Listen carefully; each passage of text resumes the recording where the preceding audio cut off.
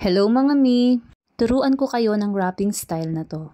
Low budget lang sa wrapping pero maganda. Watch in full screen, Gagamit tayo dito please. ng Thank you. cartolina. Gumupit ka ng 11.5 by 20 inches. Tapos magtutupi tayo ng 1.5 inch.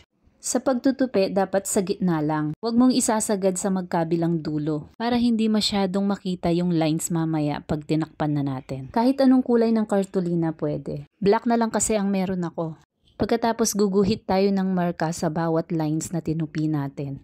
4 inches mga mi sa taas at sa baba. Pasensya na hindi masyadong kita, black kasi yung nagamit ko. Tapos yung baba naman ang nilagyan ko ng marka, 4 inches din. Kaya nilagyan natin ng marka para hindi tayo mahirapan gumupit ng ganito. At para magpantay-pantay mga mi. Yan dapat ganito siya. Tapos kumuha ako ng wrapper, inawasan ko lang siya ng konti. Mas maganda kung white ang gagamitin. Saka dapat paper type, hindi plastic. Pagkatapos nilagyan ko lang siya ng double-sided tape.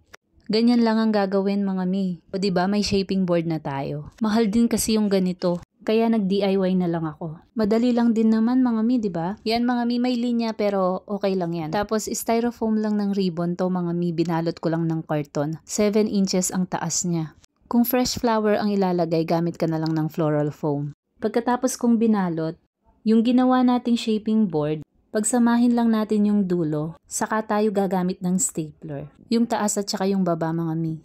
Pagkatapos, ganito ang gagawin. Ilalagay na natin yung styrofoam, saka natin lulukutin yung gitna.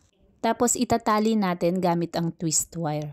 Tapos kung mapapansin nyo, lukot-lukot yung sa baba. Ang gagawin nyo lang, ipapasok nyo lang yung kamay nyo tapos itutulak nyo sa daliri nyo palabas. Kumuha na ako ng blue wrapper tapos binawasan ko. Tapos ilalagay na natin dito sa gilid. Hindi baling sumobra mga mi, wag lang kumulang. Yung cut ko napadami yung sobra.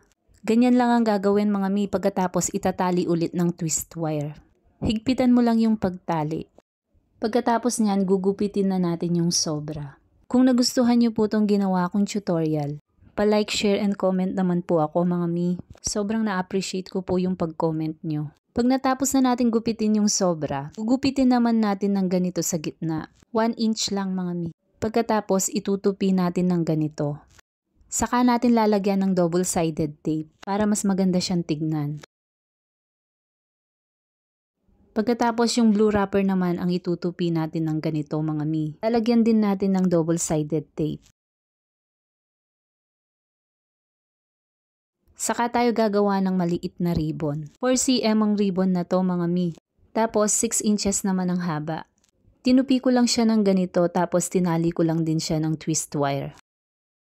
Saka natin lalagyan ng glue at ididikit natin siya dito mga mi.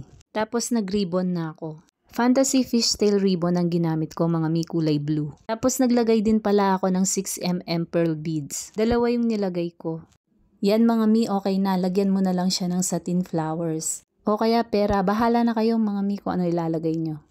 Ang ganda niya din sa mga satin roses mga mi. Thank you for watching po. See you next video.